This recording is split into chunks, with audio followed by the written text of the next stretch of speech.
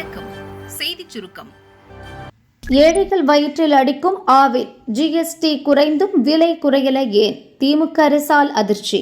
GST சீர்திருத்த நடவடிக்கை இன்று முதல் அமலுக்கு வந்திருக்கும் நிலையில் பால் பொருட்கள் விலையை குறைக்கவில்லை என ஆவின் நிர்வாகம் மீது பரபரப்பான குற்றச்சாட்டு வைக்கப்பட்டிருந்தது. இது தொடர்பாக அன்புமணி வெளியிட்ட அறிக்கை. ஜிஎஸ்டி சீர்திருத்தத்தின் ஒரு கட்டமாக பால் பொருட்கள் மீதான ஜிஎஸ்டி 5% குறைக்கப்பட்டுள்ளது. குஜராத் மாநில அரசின் அமுல், கர்நாடக அரசின் நந்தினி மற்றும் தனியார் பால் நிறுவனங்கள் பால் பொருட்களின் விலையை 25 முதல் 40 ரூபாய் வரை குறைத்துவிட்டன. அமுல் நிறுவனம் 700க்கும் மேற்பட்ட பால் பொருட்களின் விலையை குறைத்துவிட்டது. நந்தினி நிறுவனம் 15 வகை பொருட்கள் விலையை குறைத்துள்ளது. ஆனால் ஜிஎஸ்டி குறைந்தும் கூட ஆவின் நிறுவனம் விலை குறைப்பு செய்யவில்லை. ஜிஎஸ்டி குறைப்பு பலன் வாடிக்கையாளர்களைத்தான் சென்றடைய வேண்டும். ஆனால் அந்த பலன் ஆவின் வாடிக்கையாளர்களுக்கு கிடைக்கவில்லை. அனைத்து பொருட்களும் பழைய விலையில்தான் விற்கப்படுகின்றன. அப்படி என்றால் பால் பொருட்கள் விலை உயர்த்தப்பட்டதா என்று தமிழக அரசு விளக்கம் அளிக்க வேண்டும். இப்படி பால் பொருட்கள் விலையை உயர்த்தி மக்களை கொள்ளையடிக்கும் வேலையை ஆவின் வாடிக்கையாக வைத்திருக்கிறது. திமுக ஆட்சிக்கு வந்த பிறகு ஆவின் பால் பொருட்கள் விலை 4 முறை உயர்த்தப்பட்டுள்ளது. 2022இல் 515 ரூபாயாக இருந்த 1 கிலோ நெய் இப்பொழுது 700 ரூபாய் ஆகிவிட்டது. 36% விலை உயர்ந்துள்ளது. தனியார் நிறுவனங்கள் கூட இப்படி விலை உயர்த்தியது இல்லை. ஜிஎஸ்டி அறிமுகம் செய்யப்பட்ட போது அதை காட்டி பால் பொருட்கள் விலையை கூட்டிய தமிழக அரசு ஜிஎஸ்டி குறையும் போது விலை குறைப்பதுதான் அறம். ஆனால் திமுகவுக்கும் அறத்துக்கும் இடைவெளி அதிகம். ஏழைகளை சுரண்டி பிழைப்பது மனிதநேயமற்ற செயல் என்று அன்புமணி சாடியுள்ளார். 700 பொருள் விலையை குறைத்த அமுல், டிஸ்கவுண்ட் அறிவித்த ஆவின் நிறுவனம், மகிழ்ச்சியில் குஜராத், தமிழகத்தில் ஏக்கம். மத்திய அரசின் குறைக்கப்பட்ட ஜிஎஸ்டி வரி விகிதம் இன்று அமலுக்கு வந்துள்ளது. வெண்ணெய், நெய், சீஸ், ஐஸ்கிரீம் போன்ற கொழுப்பு அதிகமுள்ள பால் பொருட்களுக்கு ஜிஎஸ்டி வரி 12%இலிருந்து 5% குறைக்கப்பட்டுள்ளது. இதனைத் தொடர்ந்து குஜராத் அரசின் அமுல், கர்நாடக அரசின் நந்தினி மற்றும் மதர் டெய்ரி போன்ற பால் நிறுவனங்கள் தங்கள் தயாரிப்பு பொருட்களின் விலையை அதிரடியாக குறைத்துள்ளன. ஆனால் தமிழக அரசு நிறுவனமான ஆவின் விலை குறைப்பு தொடர்பான அறிவிப்பை வெளியிடவில்லையே ஏன் என தமிழக அரசியல் தலைவர்கள் கேள்வி எழுப்பினர். அதனைத் தொடர்ந்து ஆவின் நிறுவனம் சில பால் பொருட்களின் விலையை குறைத்து அறிவிப்பு வெளியிட்டுள்ளது. பெட்ஜாரில் 50 மில்லி நெய் விலை 48 ரூபாயிலிருந்து 45 ரூபாயாகவும், 100 மில்லி 85 ரூபாயிலிருந்து 80 ரூபாயாகவும், 200 மில்லி 160 ரூபாயிலிருந்து 150 ரூபாயாகவும் குறைக்கப்பட்டுள்ளது. அரை லிட்டர் நெய் 365 ரூபாயிலிருந்து 345 ரூபாயாகவும், 1 லிட்டர் நெய் ரூபாய் 700 660 ரூபாயாகவும், 5 லிட்டர் நெய் 3600 ரூபாயிலிருந்து 3250 ரூபாயாகவும் குறைக்கப்பட்டுள்ளது.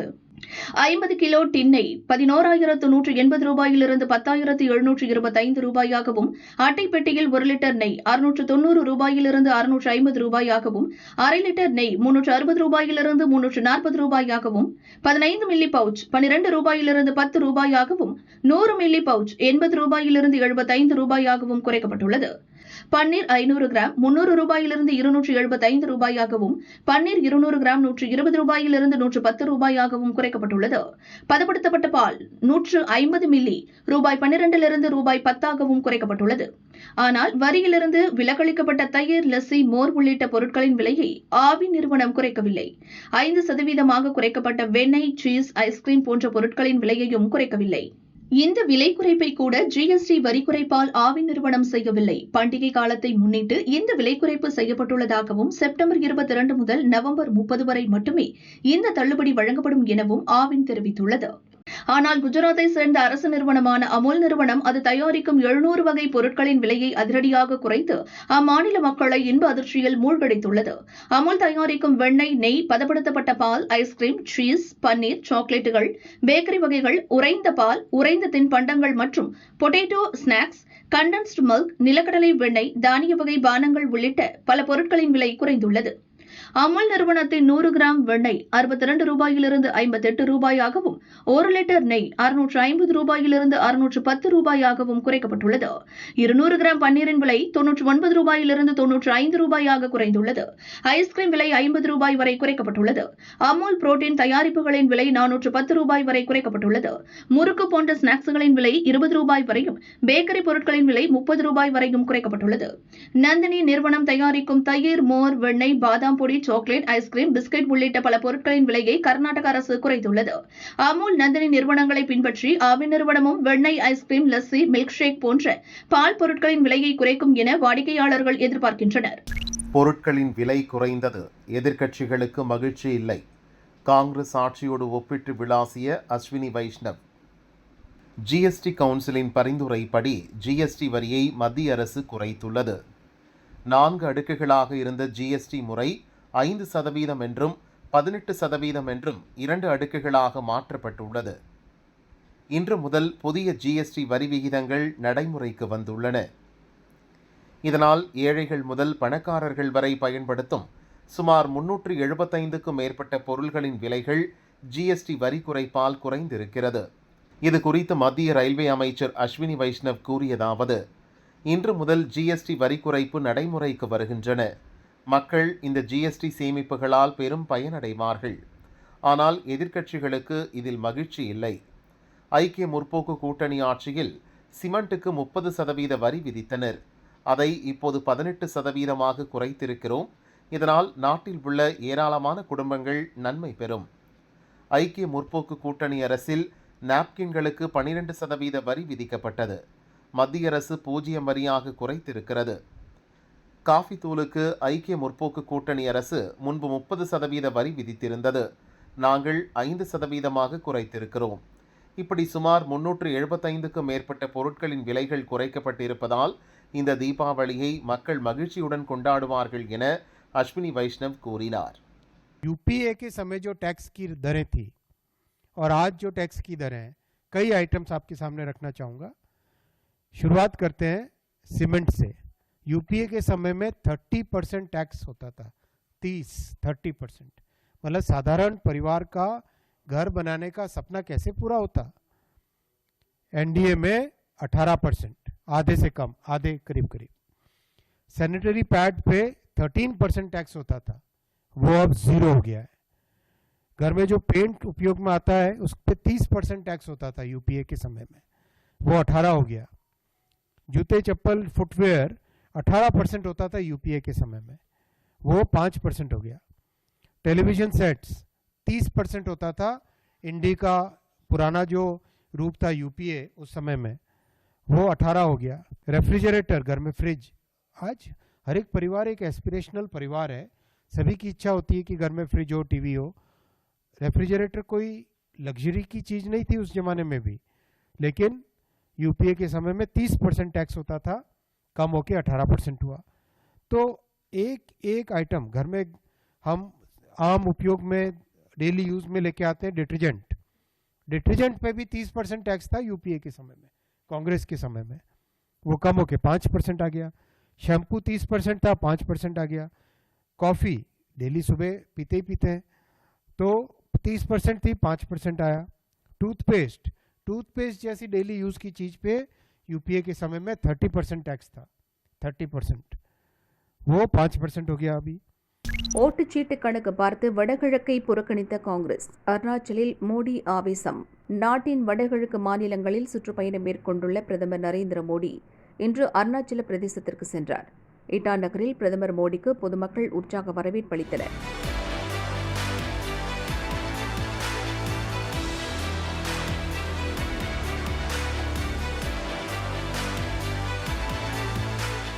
தொடர்ந்து அங்கு நடந்த அரசு விழாவில் 3600 கோடி ரூபாய் மதிப்பிலான 2 நீர்மின் திட்டங்களுக்கு அடிக்கல் நாட்டினார். இட்டா நகர், தவாங் உள்ளிட்ட மாவட்டங்களில் 1290 கோடி ரூபாய் மதிப்பிலான உட்கட்டமைப்பு, சாலை, சுகாதாரம் உள்ளிட்ட பல்வேறு மக்கள் நலத்திட்டங்களை பிரதமர் மோடி துவக்கி வைத்தார். இந்நிகழ்ச்சியில் கவர்னர் கே.டி. பர்நாயக், முதல்வர் பெமா காண்டு, மத்திய மாநில அமைச்சர்கள் உட்பட முக்கிய தலைவர்கள் பங்கேற்றனர். நிகழ்ச்சியில் பிரதமர் மோடி பேசியதாவது: வடகிழக்கு மாநில மக்கள் என் மீது காட்டும் அன்புக்கு மகிழ்ச்சி. இந்த புனித பூமிக்கு வருவதில் மிகுந்த மகிழ்ச்சி அளிக்கிறது. புனிதமான நவராத்திரி திருநாள் துவக்கத்தில் இங்கு வருவதை பாக்கியமாக கருதுகிறேன்.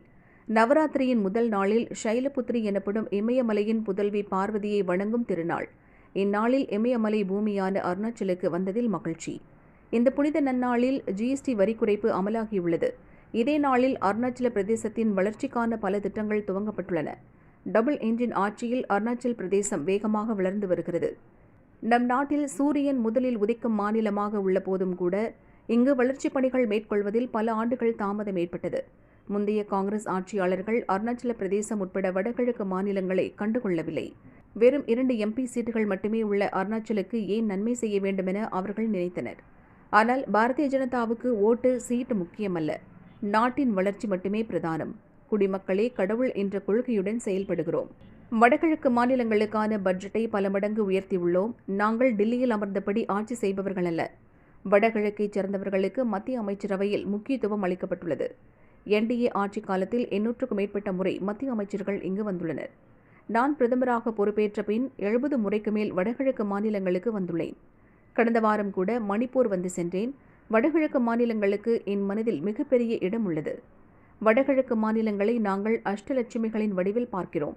காங்கிரஸ் ஆட்சி காலத்தில் அருணாச்சல பிரதேசத்திற்கு 6000 கோடி மட்டுமே கிடைத்தது. தற்போது 1 லட்சம் கோடி கிடைத்துள்ளது. NDA ஆட்சியில் 16 மடங்கு நிதி உயர்த்தப்பட்டுள்ளது. நாட்டின் வளர்ச்சியில் அருணாச்சல பிரதேசம் முக்கிய பங்கு வகிக்கிறது. போக்குவரத்து, மருத்துவம், கல்வி, தொழில், வேலைவாய்ப்பு என அனைத்து துறைகளிலும் NDA டபுள் என்ஜின் அரசாங்கம் சிறப்பாக செயல்படுகிறது. உடான் திட்டத்தின் கீழ் வடகிழக்கு மாநிலங்கள் இணைக்கப்பட்டதால் டில்லிக்கு நேரடி விமான சேவை சாத்தியமாகியுள்ளது. 2047 வளர்ச்சியடைந்த பாரதம் என்ற கொள்கையுடன் செயல்படுகிறோம். மாநிலங்களின் வளர்ச்சியே நாட்டின் வளர்ச்சிக்கு அடித்தளம் வகுக்கும். ஒரு காலத்தில் ஆட்சியாளர்களால் புறக்கணிக்கப்பட்ட வடகிழக்கு மாநிலங்கள் தற்போது முக்கிய சுற்றுலா மையங்களாக திகழ்கின்றன. மக்களின் வருமானம், சேமிப்பு ஆகிய இரண்டையும் அதிகரிக்கும் நடவடிக்கையை மத்திய அரசு மேற்கொண்டுள்ளது. 12 லட்சம் ரூபாய் வரையிலான வருமானத்திற்கு வரி விலக்கு அளிக்கப்பட்டுள்ளது. GST வரி சீர்திருத்தத்தால் மக்கள் மிகப்பெரிய அளவில் பலனடைவர். உள்நாட்டு உற்பத்தியை பெருக்கி உள்நாட்டு பொருட்கள் வாங்குவதை அதிகரிப்பது இன்று காலத்தின் கட்டாயமாக உள்ளது. நம் நாட்டின் சுயசார்பு பொருளாதாரத்தை பெருக்க அனைவரும் சுதேசி பொருட்களை ஆதரிப்போம் என பிரதமர் மோடி பேசினார்.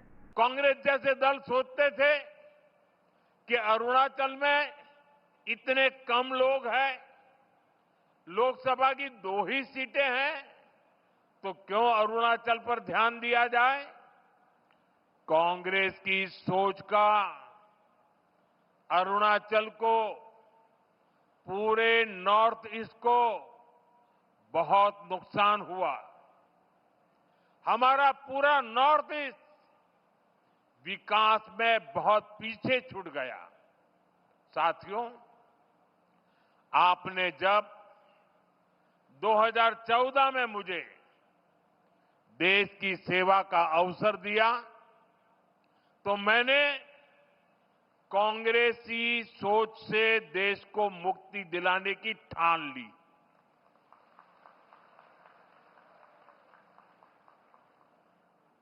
हमारी प्रेरणा किसी राज्य में वोटों और सीटों की संख्या नहीं, नेशन फर्स्ट की भावना है. देश पहले हमारा एक ही मंत्र है, नागरिक देवो भव. जिनको कभी किसी ने नहीं पूछा उसको मोदी पूजता है. इसलिए जिस नॉर्थ ईस्ट को कांग्रेस के समय में भुला दिया गया था, वो साल 2014 के बाद विकास की प्राथमिकताओं का केंद्र बन गया है. हमने पूरे नॉर्थ ईस्ट के विकास के लिए बजट कई गुना बढ़ाया. हमने लास्ट माइल कनेक्टिविटी और लास्ट माइल डिलीवरी को अपनी सरकार की पहचान बनाया. और इतना ही नहीं, हमने ये पक्का किया कि सरकार दिल्ली में बैठकर नहीं चलेगी. अफसरों को, मंत्रियों को ज्यादा से ज्यादा नॉर्थ ईस्ट आना होगा, यहां रात्रि मुकाम करना होगा. साथियों, कांग्रेस सरकार के समय में 2-3 महीने में एकाध बार कोई मंत्री नॉर्थ ईस्ट आता था. बीजेपी सरकार में अब तक 800 से ज्यादा बार केंद्रीय मंत्री नॉर्थ ईस्ट आ चुके हैं। और ऐसा नहीं है कि सिर्फ आए और चले गए। हमारे मंत्री आते हैं तो प्रयास रहता है कि वो दूर दराज के क्षेत्रों में जाए, जिलों में जाए, ब्लॉक में जाए। इतना ही नहीं, कम से कम एक रात रुक करके जाए। मैं खुद ही प्रधानमंत्री के तौर पर 70 से ज्यादा बार नॉर्थ ईस्ट आया हूं।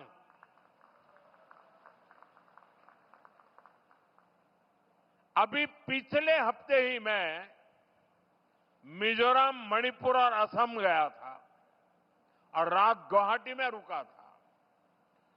नॉर्थ ईस्ट मुझे दिल से पसंद है। 30 லட்சம் ரூபாயில் அடிச்சது எவ்வளவு? ஆவேசம் காட்டிய அண்ணாமலை. ஸ்டாலின் திறந்த பல்லிழித்த பரிதாபம். திருச்சி மாவட்டம் துறையூர் அருகே உள்ள சிங்களாந்தபுரத்தில் ஊராட்சி ஒன்றிய தொடக்கப்பள்ளி உள்ளது. 1வது முதல் 5ஆம் வகுப்பு வரை 34 மாணவ மாணவிகள் படிக்கின்றனர். இந்த பள்ளியில் மொத்தமே 2 வகுப்பறைதான். பள்ளி கட்டிடத்தை கடந்த ஆண்டு முதல்வர் ஸ்டாலின் திறந்து வைத்தார். கடந்த 9 மாதங்களாக பள்ளி செயல்பட்டு வரும் நிலையில் இன்று காலை வழக்கம் போல பள்ளி தலைமை ஆசிரியர் வகுப்பறைகளை திறந்தார். ஒரு வகுப்பறையில் மேற்கூரை இடிந்து விழுந்திருந்ததை பார்த்து அதிர்ச்சியடைந்தார். மாணவிகள் உட்காரும் இருக்கைகளில் சிமெண்ட் காரைகள் பொலபொலவென உடைந்து விழுந்திருந்தன. ஸ்மார்ட் கிளாஸுக்கு பயன்படுத்தப்படும் LED டிவி மீதும் காரைகள் விழுந்து கிடந்தன. பள்ளிக்கு குழந்தைகள் வருவதற்கு முன் கூரை பெயர்ந்து விழுந்துள்ளது. வகுப்பு துவங்கிய பிறகு விழுந்திருந்தால் அசம்பாவிதம் நடந்திருக்கும். குழந்தைகள் அதிர்ஷ்டவசமாக தப்பிவிட்டனர் என பெற்றோர் கூறினர். கட்டி முடிக்கப்பட்ட 9 மாதங்களுக்குள் பள்ளி கட்டிடத்தின் கூரை இடிந்து விழுந்திருப்பது கட்டுமானத்தின் மோசமான தரத்தை காட்டுவதாக அமைந்துள்ளது. கட்டுமானத்தில் முறைகேடுகள் நடந்திருக்கலாம் என பெற்றோர்கள் மட்டுமல்ல, பாஜக முன்னாள் தலைவர் அண்ணாமலையும் குற்றம் சாட்டியிருக்கிறார். இந்த சம்பவம் தொடர்பாக அவர் வெளியிட்ட அறிக்கையில் கூறியிருப்பதாவது: திருச்சி மாவட்டம் சிங்களாந்தபுரம் ஊராட்சியில் 30,05,000 ரூபாய் செலவில் கட்டப்பட்ட அரசு ஊராட்சி ஒன்றிய துவக்கப்பள்ளி கட்டிடத்தின் கூரை இடிந்து விழுந்து மாணவர்கள் அமரும் பெஞ்ச் உள்ளிட்டவை சேதமடைந்துள்ளன. அதிர்ஷ்டவசமாக பள்ளி திறப்பதற்கு முன்பாக இது நடந்ததால் மாணவர்கள் யாருக்கும் பாதிப்பில்லை. நமது சிறு குழந்தைகள் படிக்கும் அரசு பள்ளி கட்டிடங்கள் கூட இந்த கேடுகட்ட திமுக ஆட்சியின் ஊழலில் இருந்து தப்பவில்லை. திமுக ஆட்சிக்கு வந்ததில் இருந்து இதுவரை மேற்கூரை இடிந்து விழுந்த பள்ளி கட்டிடங்களுக்கு கணக்கே இல்லை. திமுக நிர்வாகிகள் பணம் சம்பாதிக்க நமது குழந்தைகளின் பாதுகாப்பு கேள்விக்குறியாக்கப்படுகிறது. அதுவும் பள்ளி கல்வித்துறை அமைச்சரின் சொந்த மாவட்டத்திலேயே இந்த நிலை. இந்த பள்ளி கட்டிடங்கள் கட்டி ஒப்பந்ததாரர் யார்? என்ன அடிப்படையில் அவருக்கு ஒப்பந்தம் வழங்கப்பட்டது? இடிந்து விழும் பள்ளி கட்டிடங்களை கட்டிய ஒப்பந்ததாரர்கள் மீது இதுவரை திமுக அரசு எடுத்த நடவடிக்கை என்ன? ஏற்கனவே தமிழக அரசு பள்ளிகளில் மாணவர் சேர்க்கை விகிதம் குறைந்து கொண்டே இருக்கையில் தொடர்ந்து அரசு பள்ளி கட்டிடங்கள் இடிந்து விழுவதன் பின்னணி என்ன? திமுகவினர் நடத்தும் தனியார் பள்ளிகளுக்கு ஆள் பிடித்து கொடுக்கும் வேலையை செய்யவா தமிழக பள்ளி கல்வித்துறை? அரசு பள்ளிகளில் படிக்கும் ஏழை எளிய மாணவர்கள் பாதுகாப்பை உறுதி செய்ய இவை அனைத்துக்கும் பள்ளி கல்வித்துறை அமைச்சர் விளக்கமளிக்க வேண்டுமென அண்ணாமலை கூறியுள்ளார். திருப்பதி உண்டியல் பணம் 100 கோடி ரூபாய் திருட்டு, லட்டுக்கு பின் ஆந்திராவை உலுக்கும் விவகாரம். திருப்பதி ஏழுமலையான் கோயிலில் உண்டியல் காணிக்கை எண்ணும் பணியில் திருமலை பெரிய ஜீயர் மடத்தை சேர்ந்த ரவிக்குமார் என்பவர் பல ஆண்டுகளாக ஈடுபட்டு வந்தார். கடந்த 2023 ஏப்ரலில் பராகாமணி என்ற இடத்தில் உண்டியல் பணம் எண்ணும்போது 112 அமெரிக்க டாலர்களை திருடி சென்றார். ஆனால் விஜிலன்ஸ் அதிகாரிகளிடம் மாட்டிக்கொண்டார். இந்த வழக்கிலிருந்து தப்பிப்பதற்காக ரவிக்குமாரும் அவரது குடும்பத்தினரும் திருப்பதி மற்றும் சென்னையில் தங்களுக்கு சொந்தமான சுமார் 14 கோடி ரூபாய் மதிப்புள்ள சொத்துக்களை தேவஸ்தானத்திற்கு எழுதி கொடுத்துள்ளனர். அதன் சந்தை மதிப்பு 100 கோடி என கூறப்படுகிறது. இதையடுத்து இந்த வழக்கில் சமரசம் ஏற்பட்டதாக லோக் அதாலத்தில் தேவஸ்தான அதிகாரிகள் கூறியதால் வழக்கு தள்ளுபடி செய்யப்பட்டது. ரவிக்குமார் டிஸ்மிஸ் செய்யப்பட்டார். ஆனால் தங்கம், வைரம், வெளிநாட்டு டாலர்கள் என 100 கோடி ரூபாய் வரை ரவிக்குமார் பல கட்டங்களாக திருடியதாக குற்றச்சாட்டு எழுந்தது.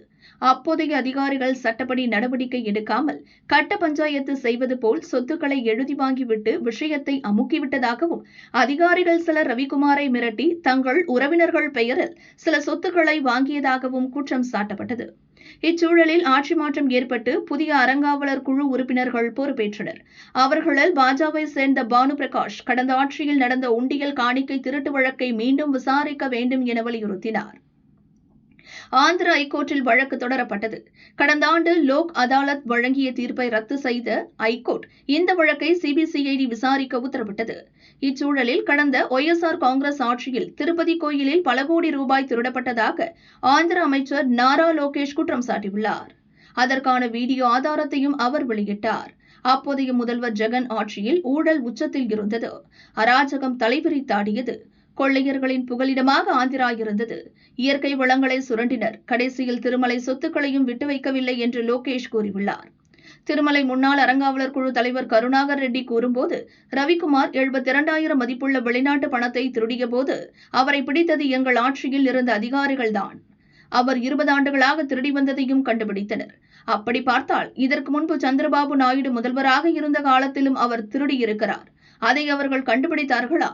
ரவிக்குமார் பிடிபட்ட போது சிக்கிய சிசிடிவி காட்சிகளை இப்போது வெளியிட்டு பரபரப்பை ஏற்படுத்துகிறார்கள். இந்த விவகாரத்தில் சிபிசிஐடி விசாரணை நடத்தாமல் சிபிஐ விசாரிக்க வேண்டும் என்று கருணாகர் ரெட்டி கூறினார். உண்டியல் பணம் திருட்டு தொடர்பாக சிபிஐ விசாரிக்க வேண்டும் என மத்திய உள்துறை அமைச்சர் சுப்ரீம் கோர்ட் தலைமை நீதிபதிக்கு ஒய்எஸ்ஆர் காங்கிரஸ் கட்சியின் திருப்பதி எம்பி குருமூர்த்தி கடிதம் எழுதியுள்ளார். 2021 திருப்பதி திருமலையில் லட்டு பிரச்சினைக்கு பிறகு தற்போது 100 கோடி ரூபாய் உண்டியல் பணம் திருட்டு விவகாரம் விஸ்வரூபம் எடுத்துள்ளது.